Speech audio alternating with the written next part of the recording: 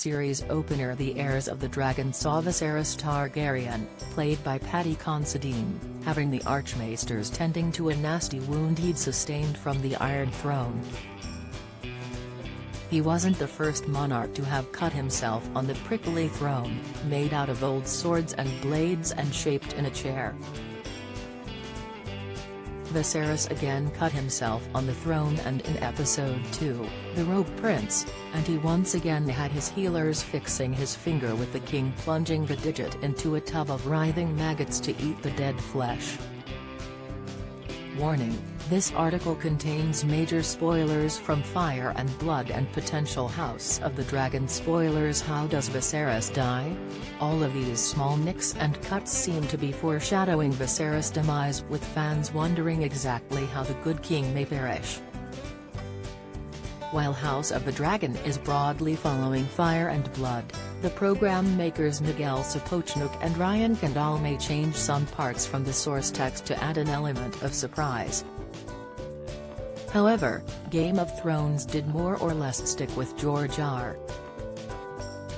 R. Martin's A Song of Ice and Fire novels until they show outpaced the source material and the Emmy-winning drama diverged somewhat.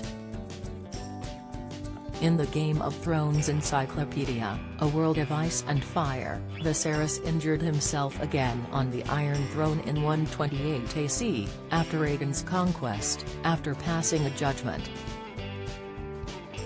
The wound became dangerously infected and the king had to have 2 of his fingers amputated. However, this measure wasn't enough to curb the infection, with the king getting more frail as the days continued and his journey towards the stranger began. According to Fire and Blood, Viserys began to grow ill in 129 AC, and while celebrations were taking place, the king was getting weaker. He started suffering chest pains and had to be carried around on chair through the Red Keep as he could no longer walk unaided. In the book, it states, by the second moon of the year, His Grace had lost all appetite and was ruling the realm from his bed, when he felt strong enough to rule at all. Generally, it was Serrato Hightower, Rhysai fans, who would be handling duties on the king's behalf. Viserys passed away on the 3rd day of the 3rd moon in 129 AC after seeing his grandchildren and recounting tales of his great-grandfather flying beyond the wall and battling wargs, wildlings, and giants.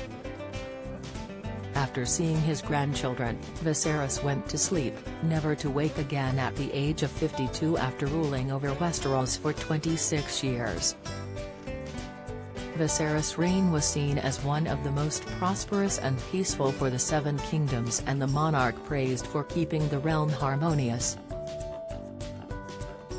With his death came the Dance of the Dragons, with all hell breaking loose amid a Targaryen civil war and the fight for the Iron Throne between Rhaenyra, Emma Darcy, and Viserys' children with Alicent Hightower, Olivia Cook. According to the New York Times, Considine based some of his performance on the physically ailing Viserys on his mother, who underwent a number of amputations due to diabetes before her death from a heart attack. Considine's co-star Cook told the outlet, "He turns himself inside out in his performance, and that metamorphosis is sometimes really painful to watch. We spoke about it, and the only way he can access his performance, sometimes, is to go to such a horrid and painful place." House of the Dragon has quite a way to go before viewers reach this endpoint, with a whole 26 years worth of rule to take place first. So far, viewers have only encountered young versions of Rhaenyra, Millie Alcock, and Alicent, Emma Carey, suggesting there will be a time jump coming which will see the timeline propelled forward. But it's not yet known how far into the future House of the Dragon will be going within the first season. House of the Dragon airs on HBO on Sundays and Sky Atlantic on Mondays and streams on Now.